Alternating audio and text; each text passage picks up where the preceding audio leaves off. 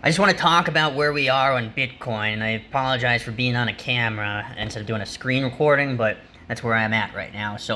I just want to bring it into attention that we can't throw away our global liquidity because our global liquidity is where the money is. It's not invalidated. This drop here is actually predicted by global liquidity kind of coming down here, okay? Now, where are we coming up? I mean, so let's look at the previous real quick. So in the previous, liquidity started coming down, but we were still going up, and then we caught up with it. We went under it, we came back up for this jump, but it went down, and then this was complete retail rally, which we might see now. Oh, the rally's still on. We might get the blow off top. It is even possible that we get a topping like this, and that we come up for a new high. It is very possible that this is our blow off top. But this blow off top is going wherever we end up. Personally, I think we're gonna come up and touch the 50 at like 100. We're gonna try to go over 100. Maybe we'll break it. Maybe we'll go to 103. Or maybe we'll get stuck at 100 and we'll never pass 100. I think that scenario is more likely. But you have all of these permabulls. They're setting up the narrative. No, it can't be over. I never got my blow off top. And so they're going to be the liquidity for the blow off top. As it rises, they're like, yes, the blow off top is here. Dump everything in. And it's going to come. And then they're going to get the fucking floor wiped out from underneath them. Again, as it comes crumbling down.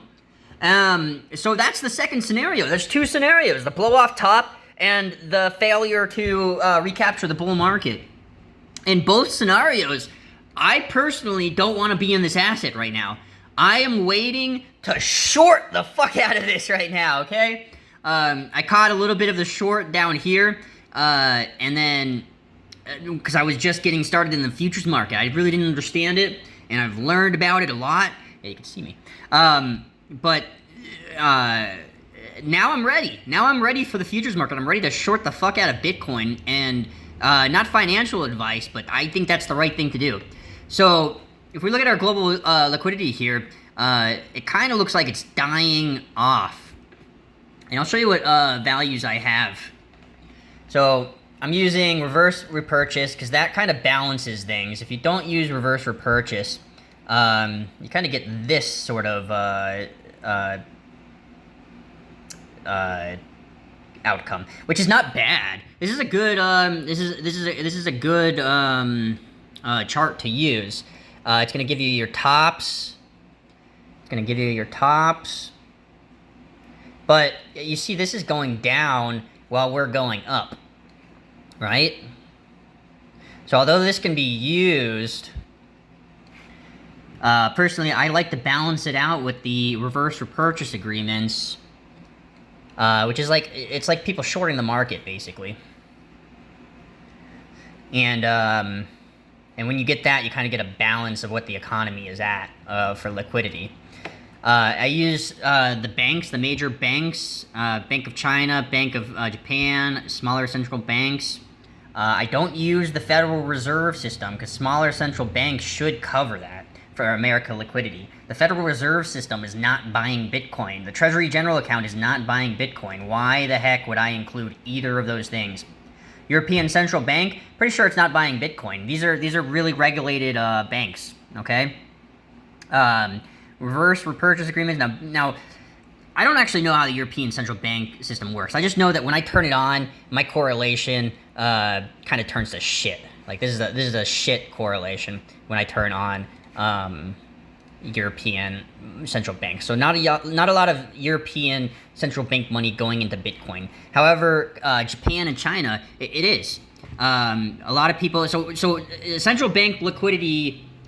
It should be.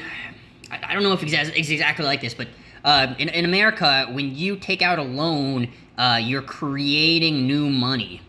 And then that goes into the liquidity. So as the banks grow more money, it means more people are going into debt, more people are taking out more money, and then there's more supply in the economy. So, like, it's the banks themselves that are printing the money. It's not the Federal Reserve System that's printing the money. The Federal Reserve System can loosen the chains to let the other banks print more money. The Federal Reserve System can tighten the reins so that the banks can print less money. But in general, the Federal Reserve is not printing the money. It's the American central banks, like J.P. Morgan and Chase and things like that. Are those the same things? Never mind. Anyways, so as we can see here, we kind of have like it's almost like a dying cat. I mean, our liquidity did go up above, but I just want to show you where this increased liquidity is coming from.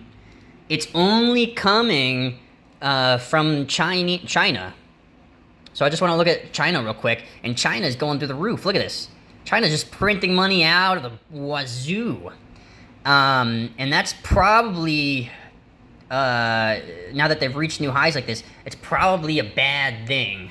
It's probably an economically bad thing. It's gonna be, it's gonna come together in a very bad way. And it doesn't look like this money's entering the system, it looks like it's exiting the system. So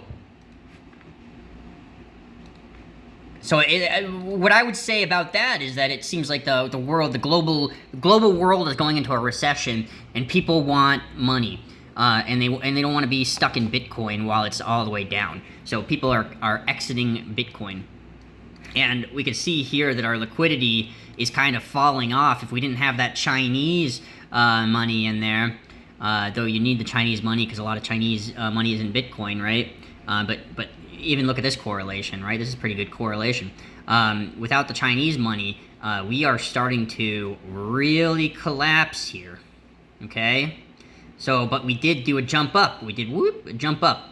And so where does that end us? Well, it kind of already is ending. We're going to get choppy nature downwards.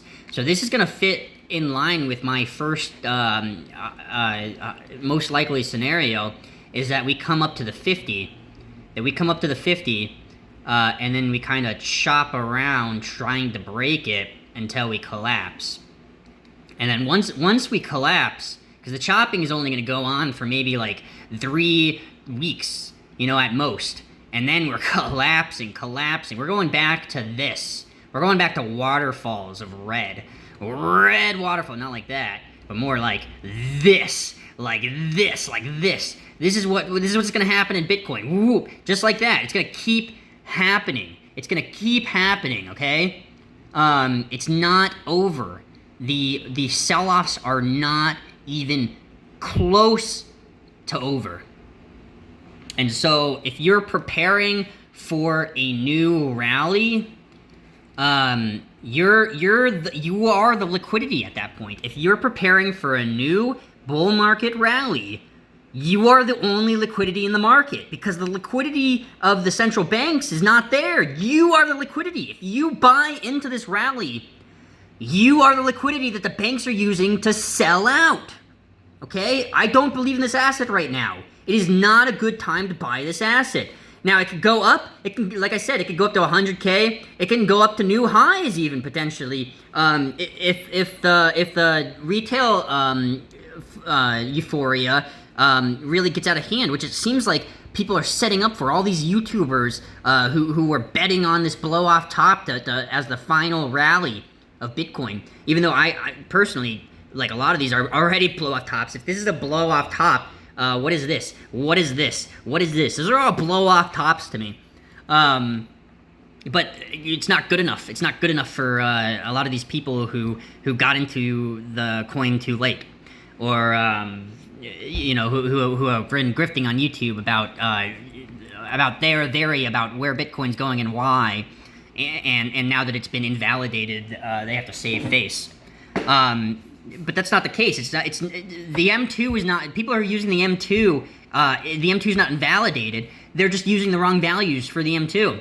If you're using the Federal Reserve, if you're using the Treasury General account, there's no why. Why would you be using those two? Okay.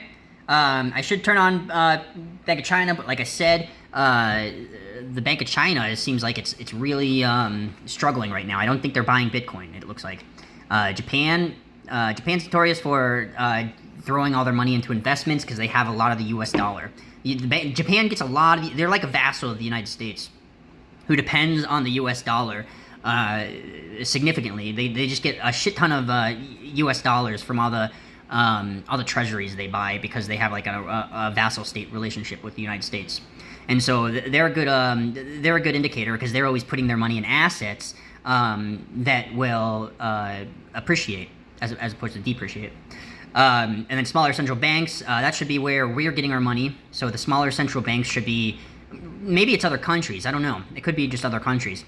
But it works. I'm not turned on this one. I wonder what happens if I turn on that one. Okay. Well.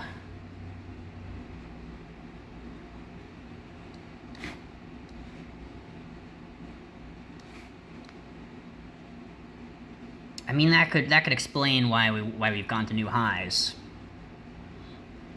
Because of smaller economies. But this is retail money, so smaller economies, this should be retail money. So this kind of lines up with retail purchasing. And this might be our blow-off top. This might be an indication of our blow-off top. Probably coming in the next 2 weeks. Because this did go higher, right? And this is retail money.